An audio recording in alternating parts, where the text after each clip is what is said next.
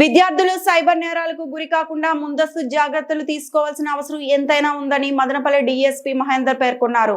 శుక్రవారం సాయంత్రం డీఎస్పీ కార్యాలయంలో ప్రైవేట్ కళాశాలల యాజమాన్యాలతో ప్రత్యేక సమీక్ష సమావేశం నిర్వహించారు.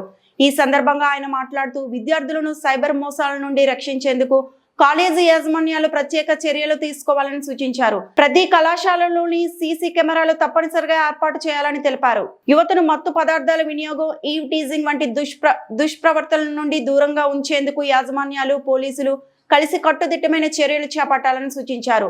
సైబర్ భద్రతపై అవగాహన పెంపొందించేందుకు తరచూ విద్యార్థుల మధ్య అవగాహన కార్యక్రమాలు నిర్వహించాలని సూచించిన డీఎస్పీ యువత భవిష్యత్తు రక్షించేందుకు అందరూ బాధ్యతగా వ్యవహరించాలని అన్నారు.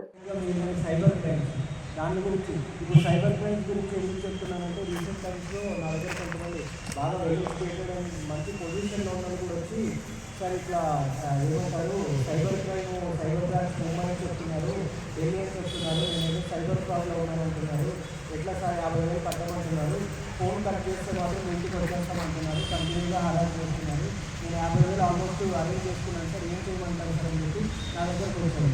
ఇమీడియట్గా ఆ టైంలో నేను ఏంటంటే అట్లా ఉన్నప్పుడు నేను ఫోన్ కట్టలేదు. సో ఫస్ట్ ఇమీడియట్గా బ్లాక్ చేసుకోవాలి. సైబర్ పోర్టల్ ఏవైతే ఉన్నాయో వాళ్ళకు కూడా మనం రిపోర్ట్ చేయాలి.